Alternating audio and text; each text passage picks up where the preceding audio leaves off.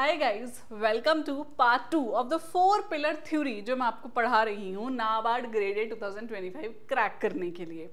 तो मेरी पिछली वीडियो में मैंने आपको बताया था कि 4 पिलर्स हैं नाबार्ड ग्रेड तैयारी के, विच इज़ ESI पहला, फिर ARD, देन क्वालिफाइंग सब्जेक्ट्स जिनको हम लाइटली ले लेते हैं, and the last one was descriptive writing. तो मैंने आपको ESI पे एक वीडियो बनाया था जिसमें एक्सप्लेन किया था कि how you can go through the economics and social issues, और आपसे पूछा था कि would you like me to bring another pillar in detail. तो of course you guys really like the video और आपने कहा कि मैम सेकंड पिलर भी बताइए। तो आज मैं आ चुकी हूँ ARD लेके आपके सामने।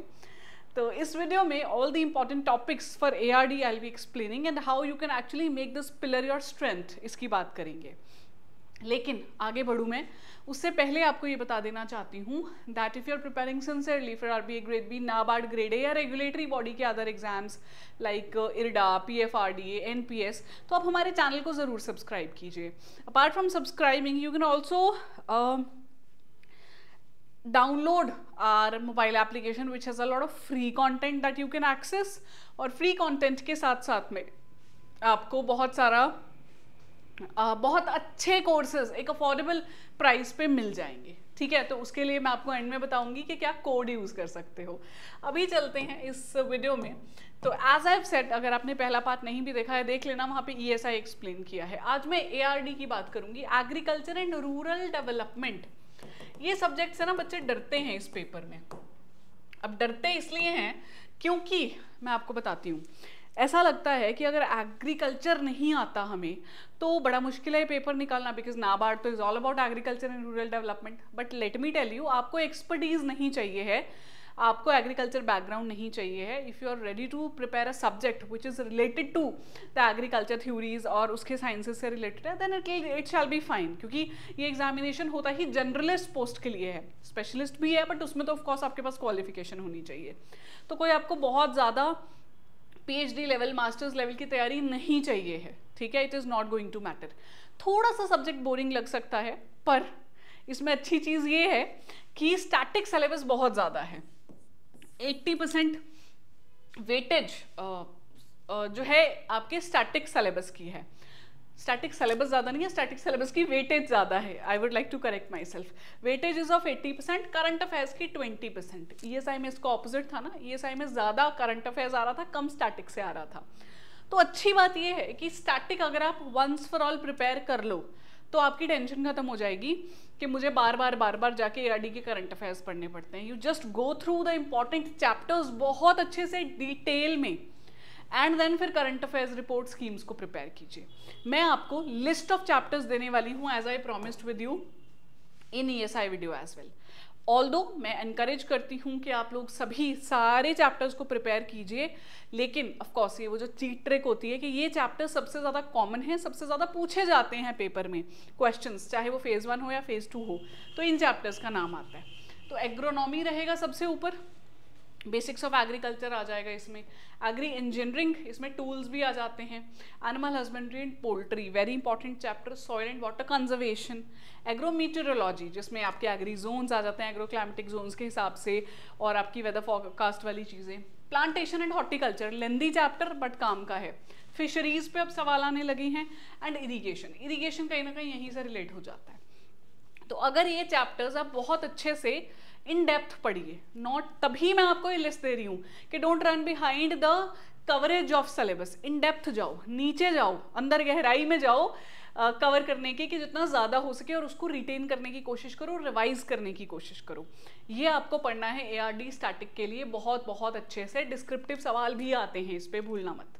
ठीक है, अब स्टैटिक जब आपने कर लिया, जब आप नाबार्ड की तैयारी शुरू करते हो तो मैं स्टैटिक ही करने को बोलती हूँ आपको। ARD स्टैटिक करो, ESI स्टैटिक करो, और यहाँ स्टैटिक ज़्यादा है, ESI में कम है, तो बैलेंस बन जाता है।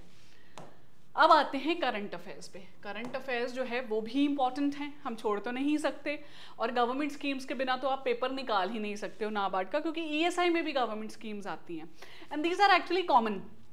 मैं ये नहीं कहूँगी कि सिर्फ एग्री की स्कीम्स पढ़ो, रूरल डेवलपमेंट की स्कीम्स, एग्रीकल्चर की, एजुकेशन मिनिस्ट्री की, वुमेन एंड चाइल्ड डेवलपमेंट वाली, ट्राइबल अफेयर्स वाली मिनिस्ट्री, तो दोनों से रिलेट करेगा वो, एआरडी से भी, ईएसआई से भी।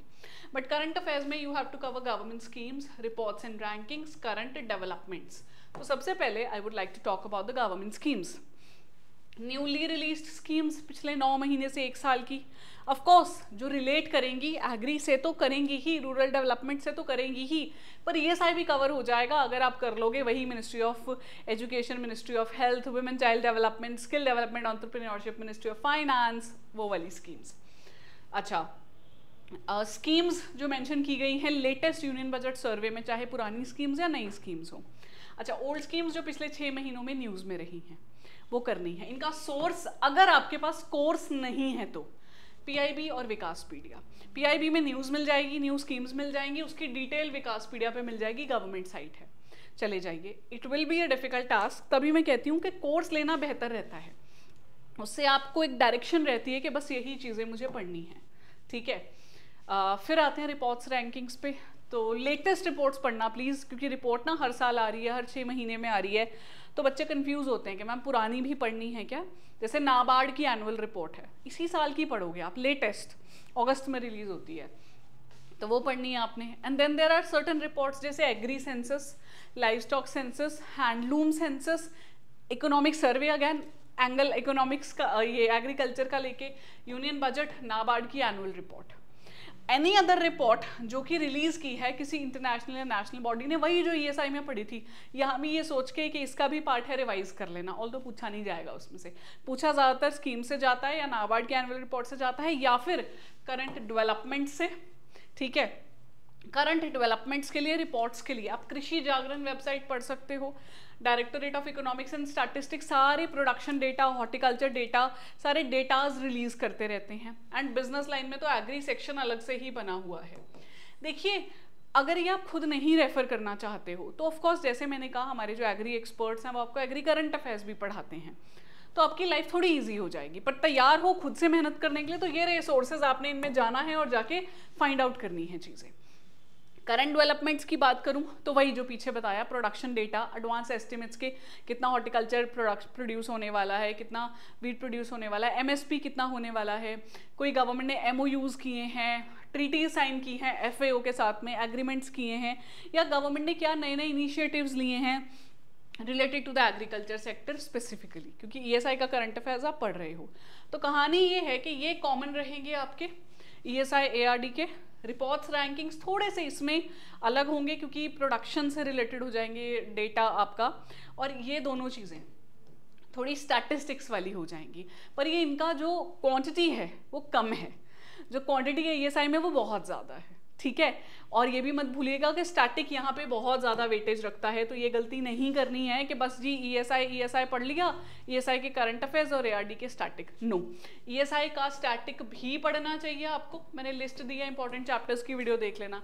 एआरडी के करंट अफेयर स्टैटिक दोनों पढ़ने चाहिए। Now if you want me to bring a video on this as well, qualifying subjects, mention below, मैं थर्ड पिलर पे भी एक डिटेल्ड वीडियो लेकर जरूर आऊँगी। I will be more than happy to bring such a video, ठीक है।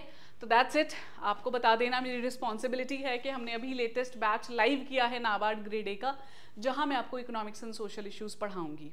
And regulatory महापैक पे ट्रिपल वैलिडिटी चल रही है महाशिवरात्रि के अवसर पे, अभी अभी गई है शिवरात्रि, तो आप यूज़ कीजिए मेरा कूपन कोड Y754 दोनों ही कोर्सेज पे, अगर आप मैक्सिमम डिस्काउंट चाहते हैं तो, ठीक है।